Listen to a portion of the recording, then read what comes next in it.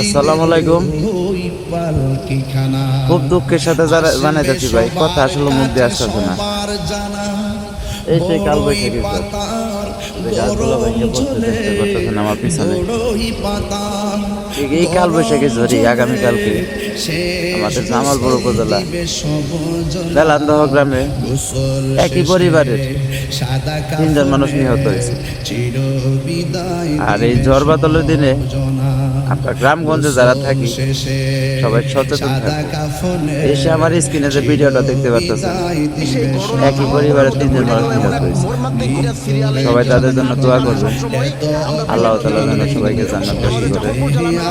তার সাথে সাথে একটা কথা বলতে চাই, গ্রামে যারা থাকেন রাত্রে ঘুমাইলে ঝড় বাদলের দিনে একটু সচেতন থাকবেন, না জানি আর কোন মায়ের বুক খালি হয়ে যায়। দেখতে পাচ্ছেন তো আমাদের এলাকায় কি অবস্থা, প্রচুর গাছ গাছলা ভাঙছে, গাছ গাছলা অনেক ঘর বাড়ি